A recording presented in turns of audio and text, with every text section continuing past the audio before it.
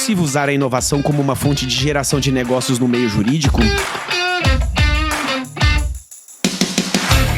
Seja bem-vindo ao Juridicast, o seu podcast de marketing e negócios jurídicos. Eu sou Leandro Ramos e no episódio de hoje vamos mergulhar no tema da inovação no mercado jurídico, explorando como ela pode ser uma vantagem competitiva real. A inovação é cada vez mais importante para a atração de clientes e o desenvolvimento de negócios, mas como torná-la concreta e visível para o cliente? Para essa discussão, tenho o prazer de receber no Juridicast o Lucas Magalhães, gerente de desenvolvimento de negócios e inovação no VBSO Advogados. Ele vai nos contar sobre a experiência em unir essas duas áreas e compartilhar insights interessantes do mercado. Lucas, seja bem-vindo ao Juridicast. Legal, Leandro. Obrigado pelo convite, viu? Tô bastante animado com o papo que a gente vai fazer hoje. Que bom, eu que fico feliz de tê-lo aqui. E, Lucas, como que você enxerga a inovação como um diferencial competitivo para a atração de novos clientes no mercado jurídico? Legal.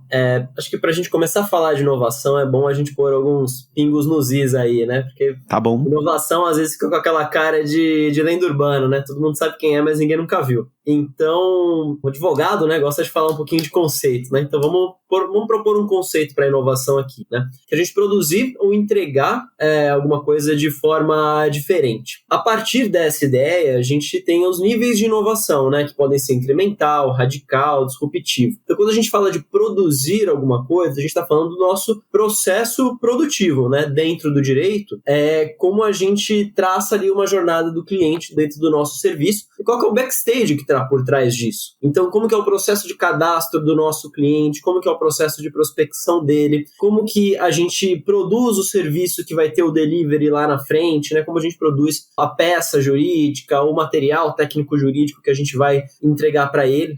E na ponta da entrega tá aonde ele enxerga o nosso serviço, que é essencialmente ali o resultado do serviço que a gente entrega, né? Seja um resultado de um processo, seja um parecer, seja uma apresentação estruturada de alguma operação, a condução de uma operação ali de M&A, de uma emissão de dívida no mercado de capitais. Então, do lado da produção, quando a gente fala sobre inovação ali, qual que é o nosso maior objetivo? É que, essencialmente, o cliente ele não enxergue o backstage que a gente tem por trás do serviço jurídico. Então, que o processo de cadastro, de faturamento, toda a parte administrativa, passe por ele de uma forma que seja tão simples e tão eficiente que ele não enxergue isso, né? Que é essencialmente a experiência que a gente tem quando a gente compra um livro no Kindle, né? Quem não teve o prazer de fazer isso, eu, assim, recomendo que faça, porque é maravilhoso você comprar... Com certeza. Você uma amostra, comprar um livro em um clique, né? Ou quando a gente chama um carro no Uber, em que a gente não passa pelo processo de pagamento daquilo ali, né? A gente só entra, chama o carro, então a gente só acessa ali a camada, de fato, de experiência do nosso serviço final. Dentro do mercado jurídico, do escritório de advocacia, esse é o nosso grande objetivo aqui. E na entrega ali do serviço jurídico, a inovação, ela tá no quão diferente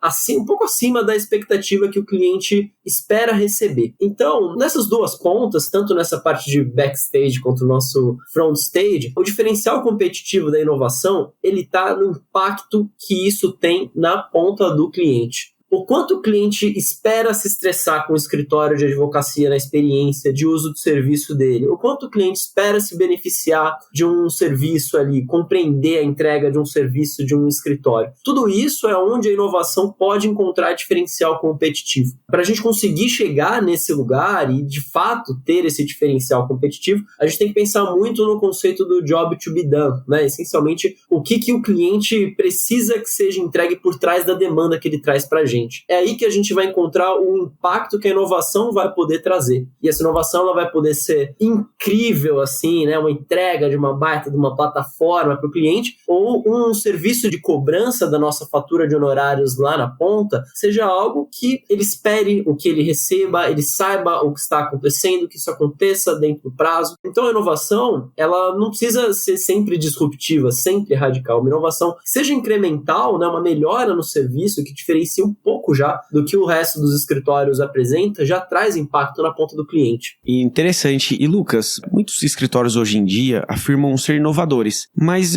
nem sempre essa inovação é percebida ou ainda ela se destaca no mercado, né? E aí a pergunta que eu tenho é, como garantir que essa inovação seja concreta e mais, que ela seja percebida pelo cliente de forma que distingue esse escritório no mercado? Bem, aí a gente consegue entrar numa seara um pouco de tanto de comunicação com o cliente, quanto de geração de valor.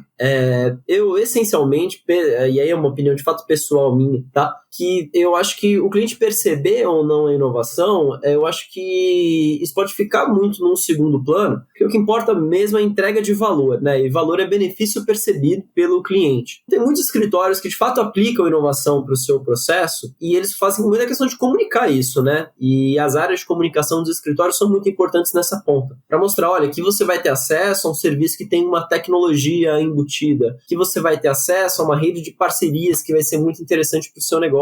Agora, no final das contas, de fato, né, no frigir dos ovos, acho que a inovação ela tem que ser percebida como valor para a geração do negócio. E aí esse benefício ele tem que ser pensado para quem que ele vai ser ofertado. Ele vai ser ofertado para que tipo de empresa, que segmento de empresa, que setor que essa empresa atua, qual que é o tamanho dessa empresa, quais que são os desafios dessa empresa. O nosso serviço, ele é um serviço de humanos para humanos. Então, quem é a pessoa que está recebendo esse serviço, esse executivo que está tendo acesso a esse serviço? Quem são os stakeholders que estão envolvidos ali no processo dele, cujo nosso serviço, na verdade, é uma etapa.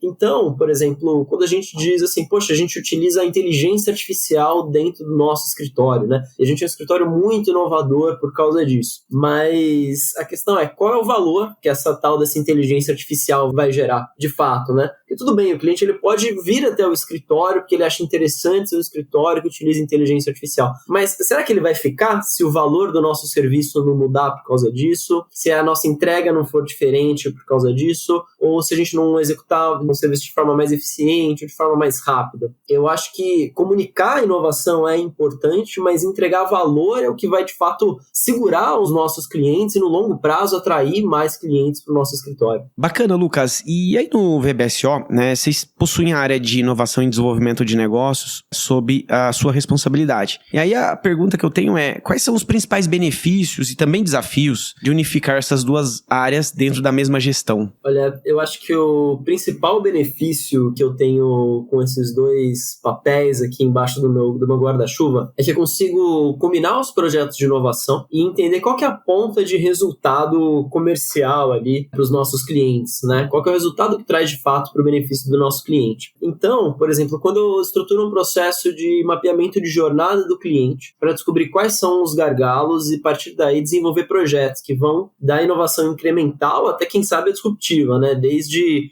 aqui a gente pode ter uma reunião de checkpoint com o cliente para deixar ele mais seguro durante uma operação, mas a gente também pode implementar uma inteligência artificial generativa que vai desenvolver documentos, etc e tal. No fim das contas, se eu fosse só um gerente de inovação, eu ficaria bastante limitado dentro do impacto do cliente a entender qual foi a entrega que foi feita e o resultado dentro do processo. Quando eu olho com minha lente ali de desenvolvimento de negócios, eu consigo entender qual que é a taxa de fidelização de clientes que esse tipo de projeto me trouxe, por exemplo. Ou então, dentro da minha pesquisa de NPS do meu serviço, eu consigo perguntar se isso fez ou não diferença para ele. E no fim do dia, né, eu tinha acabado de dizer para você, né, a inovação precisa gerar resultado. Então, a gente consegue criar aqui dentro de casa e estruturar isso, um caminho de fato, né, de como as nossas ações de inovação, elas têm gerado novos negócios, elas têm perenizado os nossos clientes, ou ela tem trazido mais clientes por indicação dos clientes que tiveram experiência com a nossa gestão de inovação. Gostaria agora de explorar um pouco mais a questão do resultado que você mencionou. Quais são os principais KPIs, ou seja, indicadores de desempenho que você utiliza para medir o impacto da inovação no desenvolvimento de negócios? Legal. Dentro dos projetos de inovação, a gente trabalha com KPIs que vão de acordo com as dores que a gente quer resolver dentro daqueles projetos. Tá bem. Então, a gente tem projetos, por exemplo, que falam sobre automação, né? O meu principal KPI aqui é tempo. Passando isso para desenvolvimento de negócios, eu consigo transformar esse KPI de tempo num KPI de rentabilidade do serviço, comparando o preço versus o custo de tempo que eu tive aqui do meu time jurídico, por exemplo. Dentro da área de desenvolvimento de negócios, os meus KPIs eles são menos criativos que os KPIs da área de inovação. Então, os meus KPIs básicos aqui são o monitoramento do meu funil de vendas aqui dentro do escritório, eu entender qual que é a minha taxa de retenção, qual que é a minha taxa de conversão de clientes, né? E aí eu procuro sempre casar, então, esses KPIs da área de inovação com essa área de BD. E como que a gente faz isso? Entendendo o impacto de resultado para o cliente e como que isso no médio e longo prazo vai conversando com o crescimento do negócio. Então, se eu implemento uma nova tecnologia, eu vou ter um KPI, por exemplo, de taxa de uso dessa nova tecnologia. Mas eu vou ter que entender lá na frente eu vou ter que pensar nisso, né? Qual que é o KPI que eu quero estabelecer como resultado de negócio ali, para o ROI daquela tecnologia posteriormente, entendeu? Isso a gente faz porque a gente tem que pensar no escritório de advocacia dentro de uma metodologia de centramento no cliente. E aí isso é muito importante, porque tudo que é feito dentro do escritório precisa ser pensado. Qual que é o benefício que eu trago para o meu cliente a partir dessa estratégia, desse contrato, desse fornecedor, dessa ação aqui que eu construo? Você consegue criar caminhos para conectar esses KPIs, tanto de inovação quanto de resultado financeiro para o escritório, a partir desse primeiro passo, que é entender qual que é o resultado para o cliente que eu quero gerar. E, Lucas, a inovação, ela envolve muitas vezes tentativa e erro, né? Enquanto que já o desenvolvimento de negócios, ele tem uma pegada um pouco mais concreta, né? No fim do dia, a gente quer olhar quanto de vendas de novos negócios foram gerados. Como que você concilia esses objetivos aparentemente contraditórios? Você usou uma palavra muito boa, que é o aparentemente, né? Eu acho de fato que esse conflito, ele é aparente, né? Porque a inovação, os projetos de inovação, ele tem que se converter em resultados, né? Esses resultados, eles podem ser qualitativos, o cliente dizendo, poxa, eu tive uma experiência muito melhor, isso lá na frente se converte, como eu comentei, em fidelização desse cliente, em indicação de novos clientes, como quantitativo, né? Da gente entender o quanto isso gerou de rentabilidade para um determinado serviço que a gente presta dentro do escritório, o quanto a gente diminuiu de carga de trabalho das pessoas. Então, a inovação, ela tem que trazer algum tipo de resultado. E, de fato, né? Os projetos de inovação, eles têm o seu próprio funil de inovação. E muitos projetos, eles acabam sendo descartados no caminho, porque a gente vê que eles não trazem o resultado que a gente espera. E aí, para a gente conseguir conciliar, então, essa questão de erro e acerto e a necessidade de constituir esses resultados, que são típicos da área de BD, eu acho que é muito importante a gente trabalhar dentro de uma filosofia de fail fast. Foi uma coisa que eu aprendi quando eu trabalhei com o pessoal da Ace Startups, que era muito legal, né? Entender como eles pensavam, né? O que é essa filosofia, né? A gente precisa monitorar muito bem para a gente entender se o caminho que a gente está fazendo é o mais correto ou a gente precisa descartar tanto a estratégia, mas manter o projeto, como descartar de fato o projeto. E para isso, para eu monitorar bem e adotar essa filosofia de fail fast, primeira coisa, né? A gente precisa ser muito apaixonado pelo problema que a gente quer resolver e não pela solução que a gente está construindo. E muitas vezes isso dói muito, porque tem projetos que a gente tem muito carinho, mas a gente precisa abrir mão deles em prol do nosso objetivo. Então, para isso, sempre que eu começo a estruturar um projeto aqui dentro do escritório, eu construo um tripé. Primeiro, eu defino quais são os objetivos que a gente quer atingir com esse projeto. Segundo, quais são os resultados que esse projeto precisa gerar. E segundo, como é que a gente vai chegar lá, né? Um mínimo de um roteiro, de uma estratégia. É muito parecido com uma filosofia do 5W2H, em que a gente vai definir, então, a estratégia que eu adotei está gerando os resultados, esses resultados eles vão atingir o objetivo que eu quero. Dentro desse monitoramento, a gente consegue corrigir caminhos, a gente consegue fazer ajuste de rotas, ou a gente consegue, de fato, abandonar algum projeto que ele não vai chegar onde a gente quer chegar, que ele não fazia muito sentido. E aí, os resultados, né, sempre são o que isso vai trazer de benefício para o meu cliente. E uma coisa muito importante, tá? Quando a gente fala cliente, aqui eu tô falando tanto de cliente interno quanto de cliente externo, tá? Então, se eu tô fazendo um projeto, por exemplo, junto com o meu time de RH, quem que é o cliente do time de RH? São os colaboradores do escritório. Indiretamente, isso chega no cliente externo, que é um colaborador que ele tá mais feliz, colaborador que ele trabalha com mais eficiência, ele tem tempo de viver a própria vida, então ele vai poder fazer um atendimento melhor, porque ele vai estar com uma cabeça melhor para atender o próprio cliente. Então, a gente entender isso traz muito foco no que a gente quer atingir e traz muito controle sobre o nosso projeto, porque a gente consegue monitorar ele e abrir mão, ou então, de fato, mudar uma estratégia para a gente chegar no nosso objetivo de forma clara, né? Mas, de fato, assim, a inovação ela precisa ser muito pautada em resultado, porque são muitos projetos correndo ao mesmo tempo, e especialmente dentro de uma área de inovação, dentro de um escritório de advocacia, a gente tem o desafio de transformar uma profissão que tem seus 2-3 mil anos, né? Com certeza. Então, a gente tem que mostrar resultados, né? Muitas vezes os resultados da inovação, eles vêm a um prazo muito maior do que um resultado da prestação do serviço jurídico. Isso ajuda muito também a gente mostrar para as pessoas que são atingidas por esses projetos, tanto quem colabora quanto quem avalia, né, na ponta lá dos sócios do escritório, a entenderem o que isso vai gerar, que caminhos a gente está tomando e aonde a gente quer chegar com esses projetos. E qual que é a diferença que isso vai fazer no valor que o escritório gera na ponta final do cliente externo. E Lucas, agora eu gostaria de explorar um pouquinho mais o contexto do VBSO, né, no que tange à inovação. Conta para o nosso ouvinte como que o Apoema Hub surgiu, né, e qual que é o seu papel no ecossistema de inovação do escritório. Legal. O Apoema, ele se inicia no meio do ano de 2021. Ok. E ele nasce a partir de uma dor do ecossistema do próprio escritório, né? Como o VBSO, ele está muito bem posicionado dentro das áreas de direito bancário, mercado de capitais, esses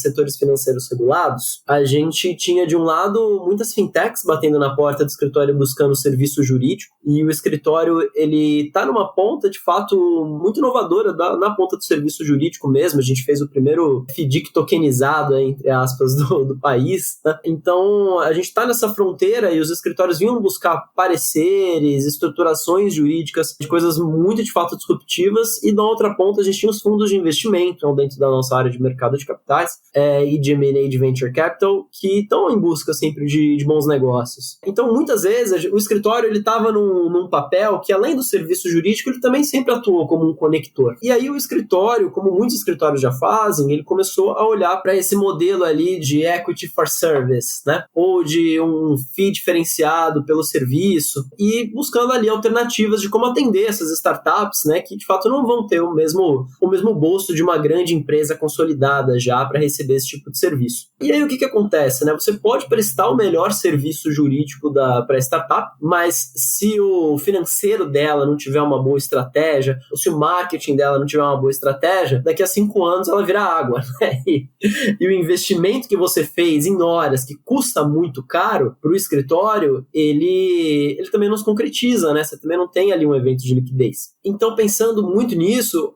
que conclusão que a gente chegou aqui no escritório? A gente precisa pensar no tal do job to be done para startup também, né? O que de fato esse negócio precisa para dar o seu próximo passo de maturação? Que fase que essa startup está quando ela bate na porta do escritório? Que conexões que ela precisa? Que outros serviços ela tem necessidade além do serviço jurídico para poder dar esse próximo passo? Ela tem dinheiro ou ela pode negociar outras formas de remuneração por esses serviços? E aí o Apoema ele vem então dentro do ecossistema do VBSO para suprir todas essas outras necessidades que o serviço jurídico só do VBSO não vai conseguir suprir. Então a gente tem uma estrutura aqui dentro do Apoema que é responsável por analisar a startup, entender melhor o pitch de negócio dela, conversar com os founders, compreender melhor esse mercado, entender que tipos de conexões o ecossistema do VBSO pode ter para beneficiar essa startup, entender que tipos de outros serviços ela precisa para poder dar esse próximo passo de maturação. E aí, então, a gente criou uma esteira, a gente tem um processo, até também para ajudar o próprio VBSO a avaliar se é um bom negócio de se fazer um investimento, né? E aí, nesse período de 21 para cá, a gente construiu uma rede de prestadores de serviços C-Level que tem interesse em aportar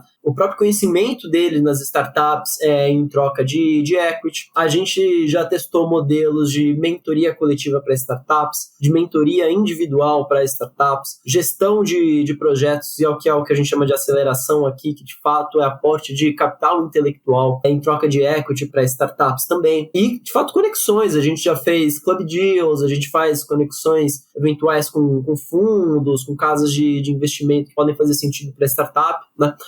Então, o Apoema ele vem para ele aproveitar, de fato, né, todo o ecossistema que o VBSO tem à disposição, mas tem as limitações do escritório de advocacia por conta disso, e transformar isso em, de fato, um hub de troca de valor para o próprio ecossistema, né? O que fomenta os próprios clientes do VBSO, os parceiros do VBSO, as startups que batem na nossa porta. E, Lucas, no seu entendimento, quais são os benefícios diretos que o Apoema Hub traz para o VBSO em termos de atração de novos negócios? Eu acho que um dos benefícios principais que a gente traz é bastante posicionamento de mercado. Tá. Porque é muito importante para a gente também mostrar para o mercado que a gente não só presta serviços para startups, sabe? Mas que a gente beneficia as startups diretamente pelo ecossistema. E isso se aplica não só às startups, mas para as empresas também, tradicionais, que podem bater na nossa porta. O que a gente oferta aqui dentro desse ecossistema do VBSO, de fato, é uma rede de soluções que ela não precisa se limitar simplesmente a um serviço jurídico. A gente quer entender qual que é a dor desse negócio que bate na nossa porta e construir uma solução de ponta a ponta para ele. E além dos ganhos diretos, quais são os ganhos indiretos ou até de longo prazo que o Apoema proporciona para o VBSO? Só que é um ponto muito legal, porque o Apoema é um eterno elemento de desconforto para a estrutura do VBSO.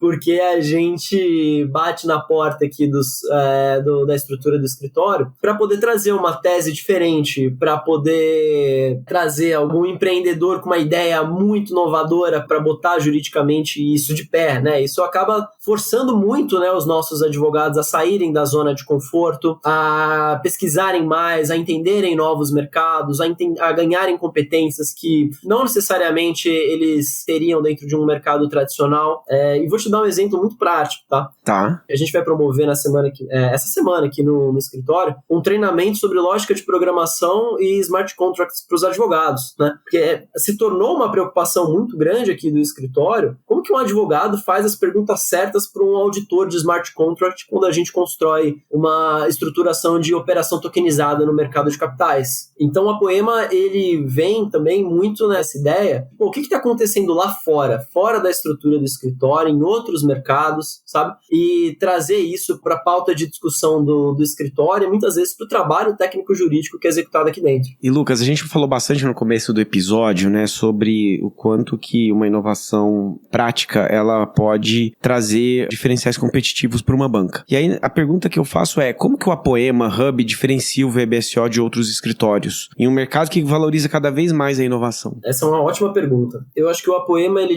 ajuda a diferenciar o VBSO do resto do mercado, porque a gente traz uma noção aqui de ecossistema.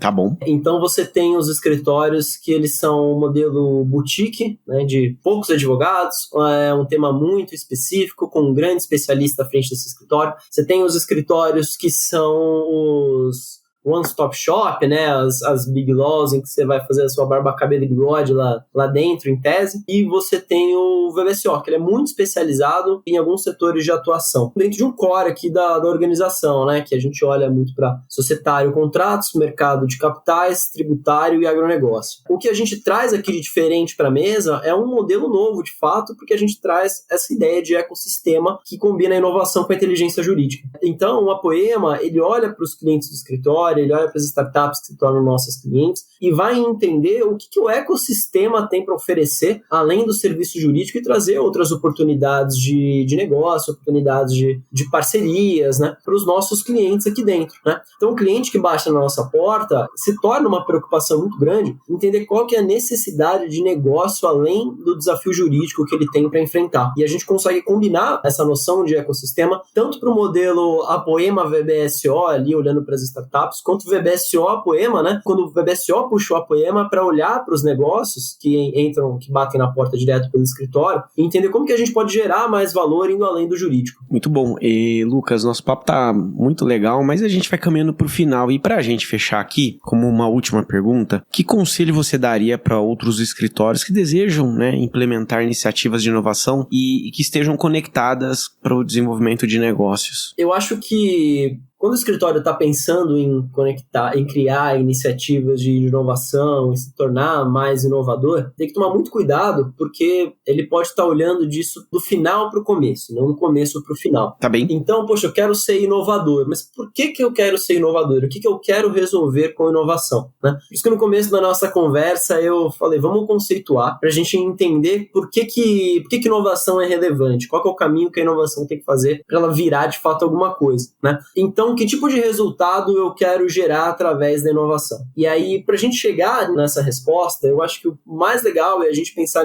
no conceito do job to be done, né? Tem aquela história super legal do professor da escola de Harvard que fez a consultoria para o McDonald's para melhorar a venda de milkshake acho que foi nos anos 70. Bem, encurtando bastante a história, o McDonald's ele queria aumentar as vendas de milkshake, Eles contrataram a consultoria desse professor de Harvard, que foi entender para que era consumido o milkshake, qual que era o horário que tinha maior compra de milkshake. Aí ele percebeu que era no horário logo depois do café da manhã, bem antes do almoço, que era o horário em que as pessoas elas estavam de carro indo para o trabalho. E aí ele foi descobrir que, na verdade, quem mais comprava milkshake não eram crianças, adolescentes, depois da escola, que queriam comer alguma coisa, assim. Não. Era um perfil muito mais de homens que estavam fazendo aquele caminho lá de casa para o trabalho. E eles queriam consumir alguma coisa que segurasse o estômago deles até a hora do almoço. Olha só.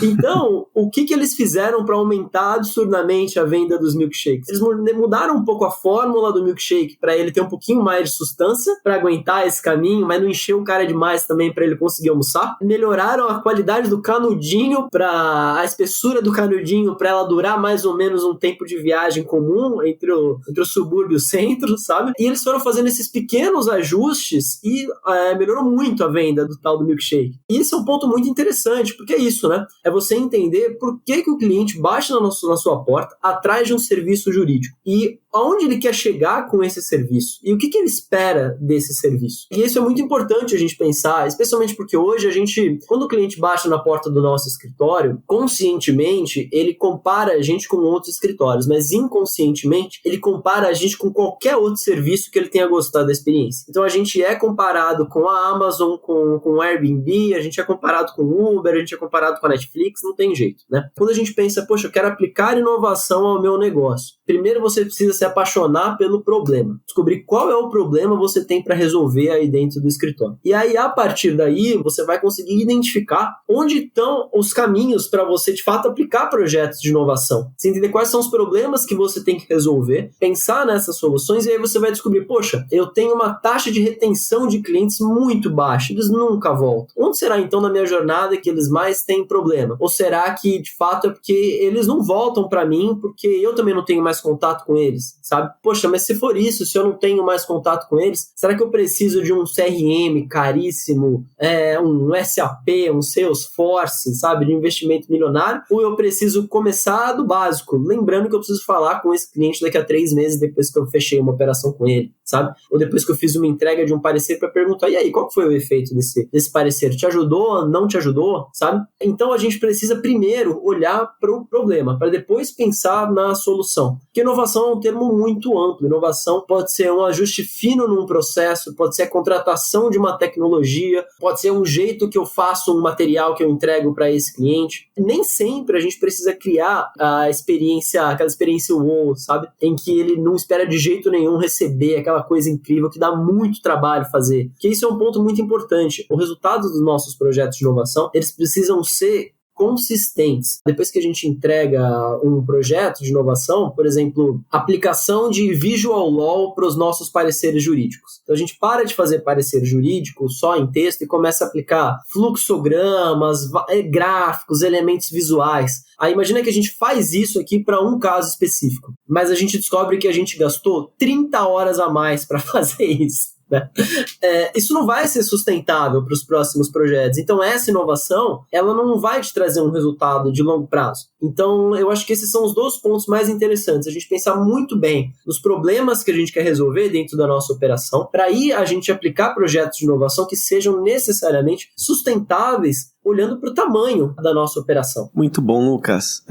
Agradeço sua participação aqui no Juridicast, foi um prazer imenso tê-lo aqui com a gente. Legal, Leandro. Obrigado pelo convite. Adorei o papo contigo e continuo aí à disposição para quem quiser conversar comigo. Me adiciona no LinkedIn, Lucas Macedo de Magalhães, e vamos continuar o papo. Obrigado.